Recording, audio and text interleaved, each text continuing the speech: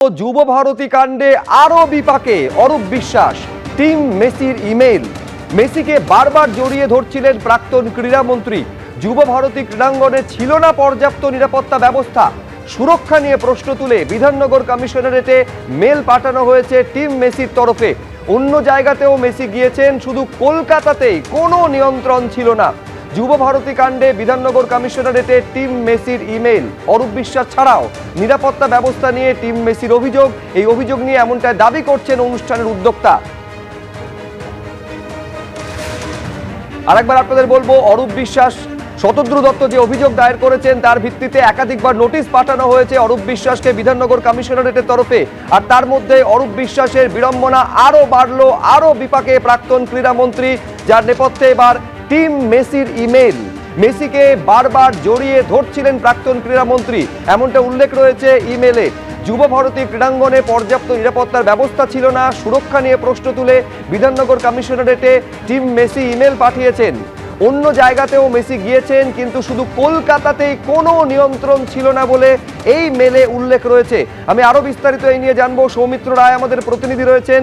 এই যে টিম মেসির তরফে একটা ইমেল পাঠানো হয়েছে বলে জানা যাচ্ছে, সৌমিত্র, ঠিক কি অভিযোগ, কি রয়েছে তাতে? দেখো, সূত্র মারফত শুভজিৎ জানতে পারা যাচ্ছে যে লিওনেল মেসির টিমের তরফে একটা ইমেল করা হয়েছে বিধাননগর পুলিশ কমিশনারেটকে। যিনি পাঠিয়েছেন ইমেলটা, তিনি কলকাতা ট্যুরে গত 13ই ডিসেম্বর কলকাতায় এসেছিলেন লিওনেল মেসির সঙ্গে। অর্থাৎ এই যে ইমেলে তিনি ছত্রে ছত্রে একাধিক অভিযোগ করেছেন।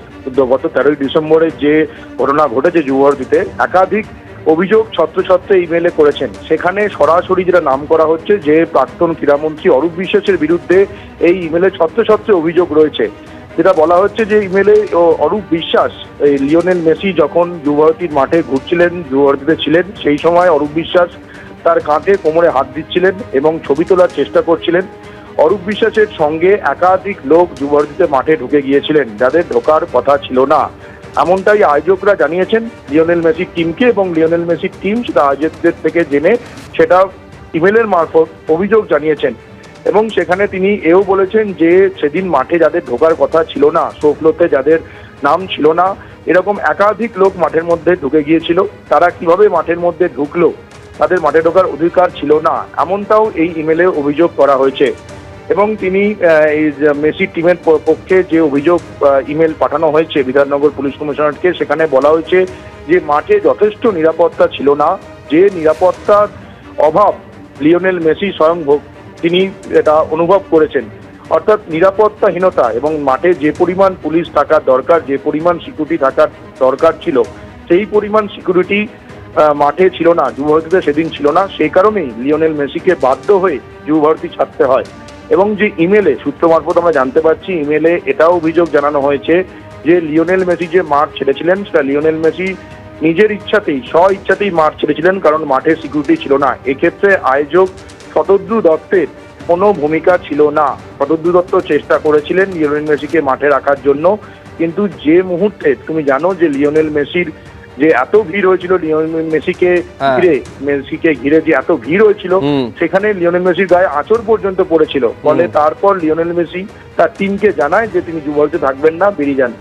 একেবারে নির্ধারিত সময়ের আগেই লিওনেল মেসি বেরিয়ে যান। তার কারণে একটা চূড়ান্ত বিশৃঙ্খল পরিস্থিতি তৈরি হয়েছিল 13ই ডিসেম্বর 2025। সেই দিনের ছবি দেখতে পাচ্ছেন যুব ভারতী ক্রীড়াঙ্গনে, যখন একেবারে ঠাসাঠাসি ভিড়, প্রচুর দর্শক, কার্যত কেউ দেখতে পাননি লিওনেল মেসিকে। শুধুমাত্র অরূপ বিশ্বাস সবসময় তার সঙ্গে সেটা ছিলেন, একেবারে লেপ্টে ছিলেন কার্যত, এবং গোটা অনুষ্ঠানটা পণ্ড হয়ে গেছিল। তারপরে আপনারা জানেন যে রীতিমতন যুদ্ধক্ষেত্রে পরিণত হয়েছিল এই যুব ভারতী ক্রীড়াঙ্গন। এবার অরূপ বিশ্বাসের বিড়ম্বনা বাড়িয়ে টিম মেসির তরফে বিধাননগর কমিশনারেটে মেল করা হয়েছে। শতদ্রু দত্ত এই অনুষ্ঠানের মূল যিনি উদ্যোক্তা ছিলেন, তিনি এই টিম মেসির মেল নিয়ে কি বলছেন শুনুন। লিওনেল মেসির টিমের তরফে বিধাননগর পুলিশ কমিশনারেটকে একটা ইমেল পাঠানো হয়েছে। সেই ইমেল সম্পর্কে যদি আপনি বলেন যে সেই ইমেলে কি রয়েছে।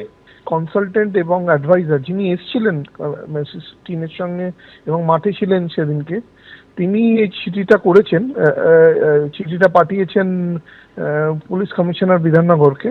এবং যেইটুকু আমি জানি সেখানে পরিষ্কার করে বলা আছে যে যেরকম ভাবে অরূপ বিশ্বাস মেসিকে জড়িয়ে ধরেছিলেন এবং টাচ করেছিলেন, তাতে মেসি আপসেট হয়েছিলেন এবং যে সিকিউরিটি ব্রিচ হয়েছিল এবং এত ফটোগ্রাফার, এত আনএক্সক্রেডিটেড লোকেরা ঢুকে যে মেসিকে ঘিরে ধরেছিলেন, তার জন্য মেসি আপসেট হয়েছিলেন। এবং স্পেসিফিক্যালি বলা ছিল যে চিঠিতে লেখা আছে যে চিফ মিনিস্টার ছাড়া কাউর ওখানে থাকার কথা ছিল। মেসির সিকিউরিটি এবং মেসির টিমের সঙ্গে আলোচনা করেছে, মেসির সিকিউরিটির জন্যই মেসিকে আমরা বার করেছিলাম, কেননা না হলে মেসির যদি কিছু হয়ে যেত সামনে ওয়ার্ল্ড কাপ এবং এটা একটা ইন্টারন্যাশনাল প্রবলেম হয়ে যেত। এবিপি আনন্দ, এগিয়ে থাকে, এগিয়ে রাখে।